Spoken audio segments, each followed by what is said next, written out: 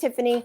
If you are one of our health clients or coaching clients or just one of our gluten-free community friends from GF Mom Certified, welcome.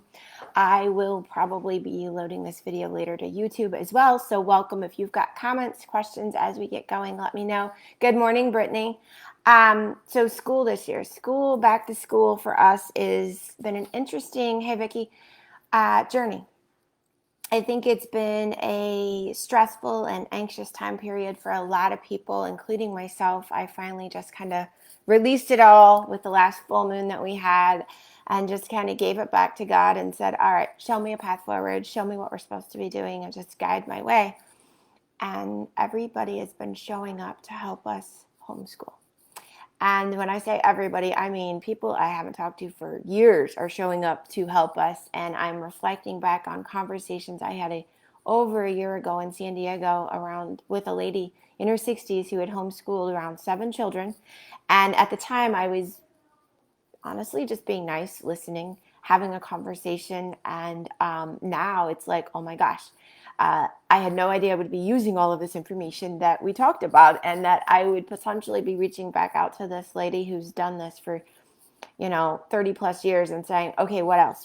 And so our decision is that we are going to be homeschooling at least for the first half of the school year. We'll look at January and see how we feel. Not because we are scared of the virus, not because we are scared for our medical health. We are actually more concerned about our psychological safety of our children, the emotional health of them, and the trauma that will happen from attending potentially school with a mask on for 7 hours a day, not being able to have recess, not being able to interact with people, when we know from psychology and from just health in general that touch and feel and hugs and just that friendship is so important for our growth and development. And that's not going to be part of school with all of the online options. What I also know is my personal family did not do well with online school. Me and my husband became an IT service and a help desk, just like, the little geek squad of our own house. And I feel like we spent more time doing service on Chromebooks and helping with Zoom links and all of this other stuff than actually learning anything.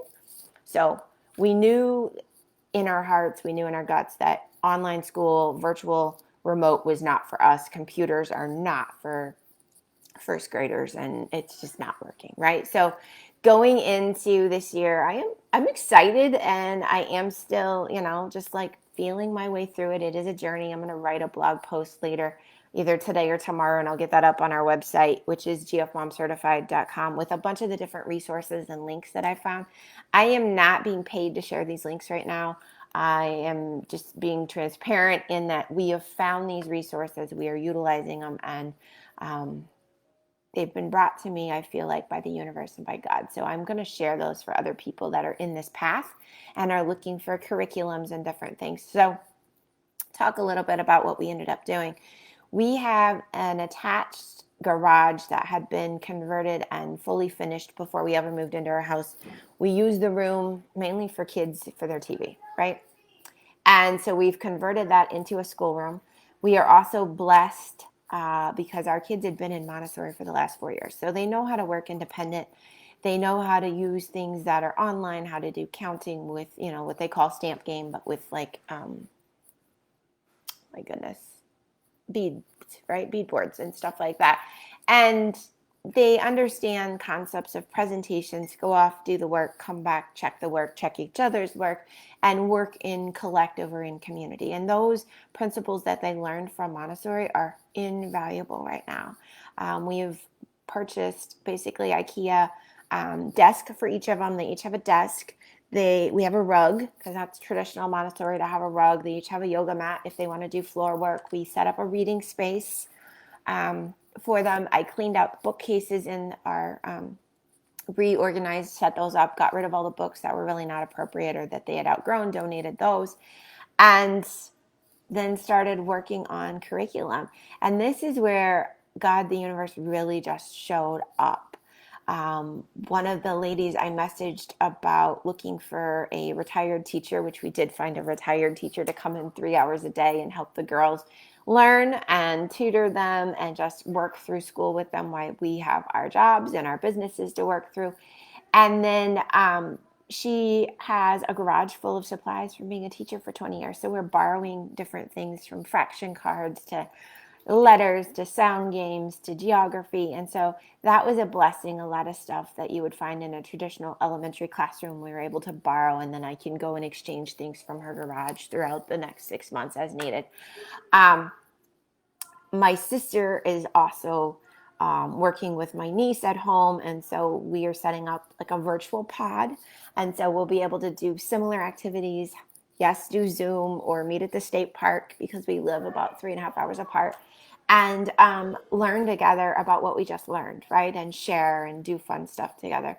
And then we're doing themes, and I love the idea of themes. Themes is definitely from the homeschool world.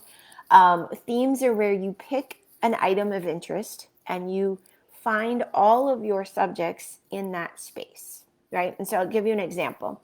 Liliana has selected sharks. She's very fascinated with sharks. And so we found a curriculum in an online unit built by Stephanie Hathaway Designs, who designs curriculum for grade schoolers, around sharks. It's got social studies in it. It's got geography in it. It has math in it. It has her spelling and her language. It even has art history in there. And then by combining that with a famous person, Jacques Cousteau, who was like the founder of scuba diving, she's got also history and biographies and all that built in there as well. Fun activities, like we ordered shark teeth so she can do shark teeth identification. We ordered a bunch of books from Amazon. Our local library is getting back open, but right now I went ahead and bought the books that were needed. The books, the YouTube videos, all of that is built into this unit of study that Stephanie Hathaway put together. So all of those links are there. So I knew exactly what to go and get.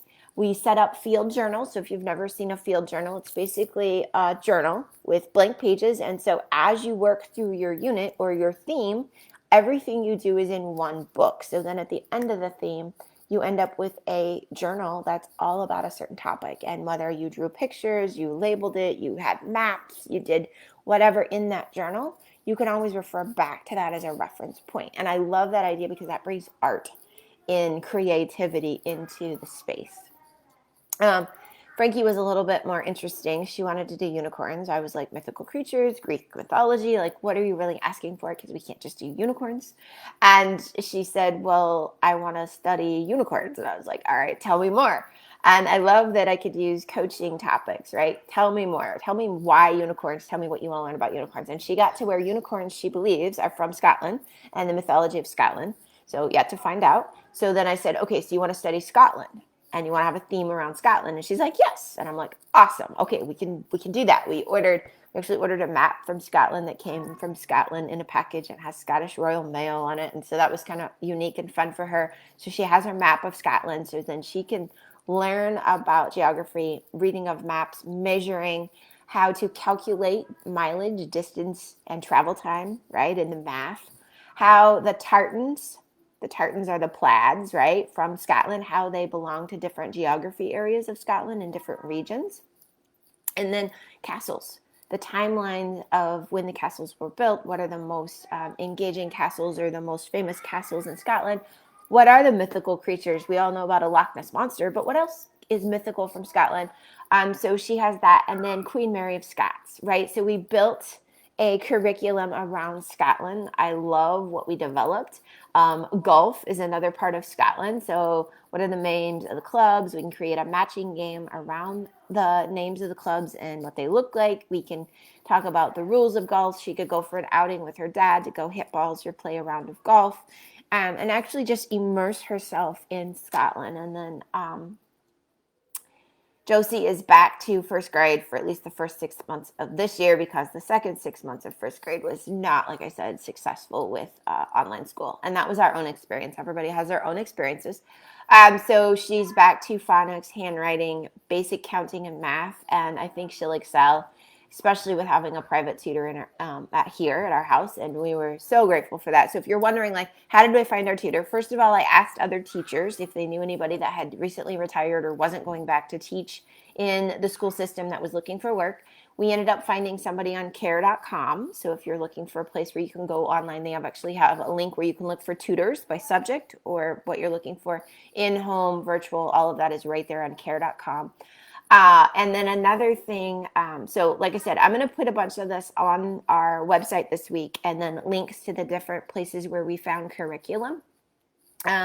Office Depot has been amazing because I can upload things I need to be printed if I get them in digital. They can print in color on cardstock for us. We have a laminator at home. Our laminator, honestly, is about a decade old. It was $30 when we bought it, and it's still working. So all reusable stuff. Went and got regular school supplies, regular as in standard school supplies, right? Paint, markers, crayons, scissors, whatever we needed at home so that everybody has stuff that they need to do their work.